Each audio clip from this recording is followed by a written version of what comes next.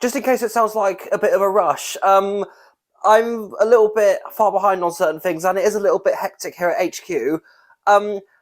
This episode of the last month in UK Funfairs, was supposed to be uploaded at 7 PM today. It is a little bit later today, so hopefully it is up today. Depends on how the systems run and if I can get this over time. Because, yeah, it was supposed to be at 7 PM today, but it is a little bit later due to how hectic things have been over here. But anyway, let's see what's been happening last month in UK Funfairs. I didn't quite get that bit right. I'm so sorry. I should have said, let's look what happened last month in UK Fun. But anyway, let's just take a look.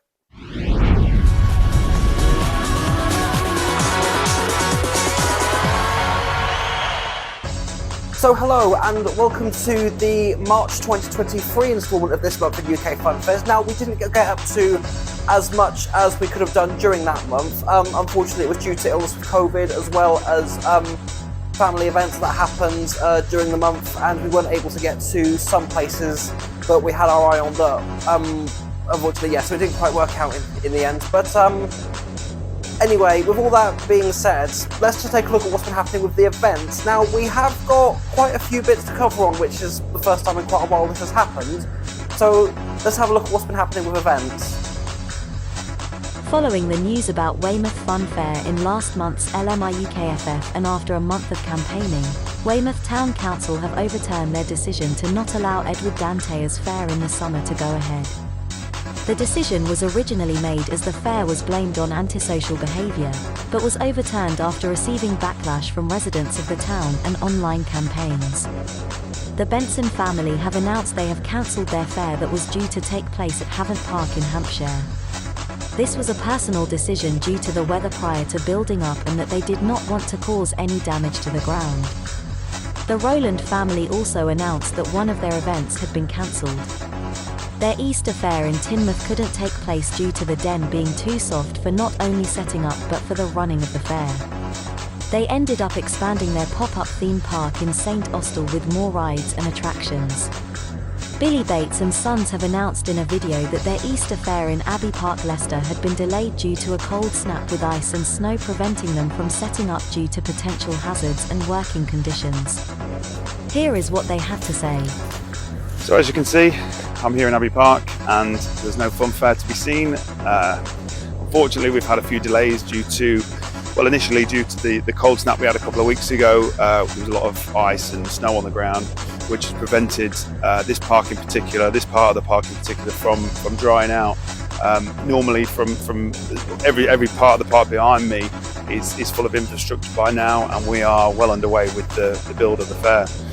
So this has had to be put back a couple of times. We've nudged it back and just said let's give it another day, but we've kind of got to the point where we're not going to have enough time to safely get everything into the park, build the infrastructure, minimise ground damage, and make the opening date, which is supposed to be the 31st of March.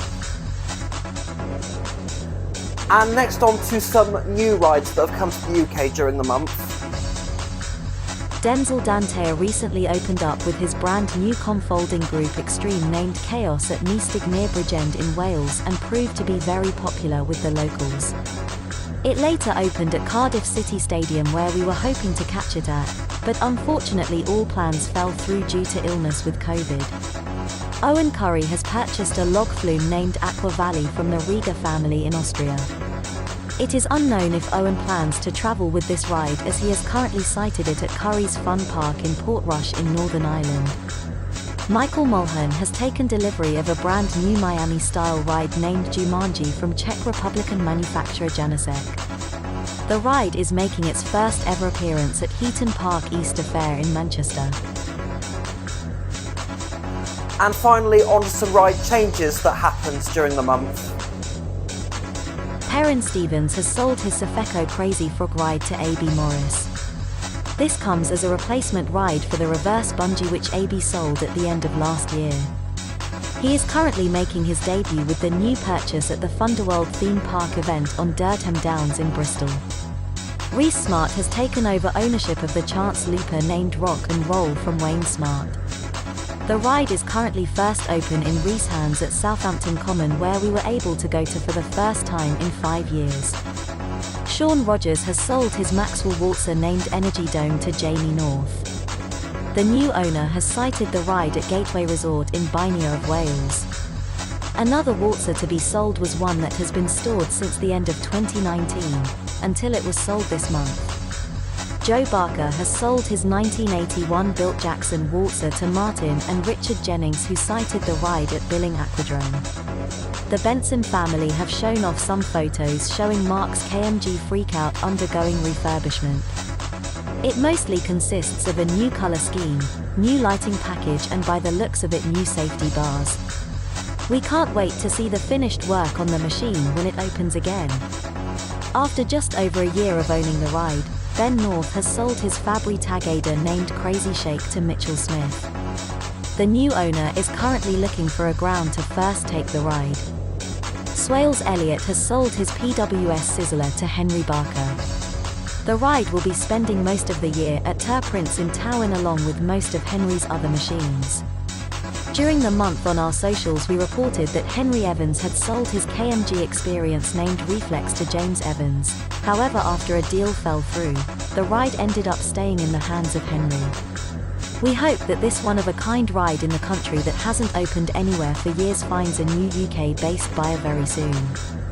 And with all that, back to the studio. And that's it for the March 2023 installment of last month in UK Funfairs. So, going to wrap this up very quickly because I want to get this thing done and uploaded onto the channel as quick as I possibly can. So, until next time, see you later.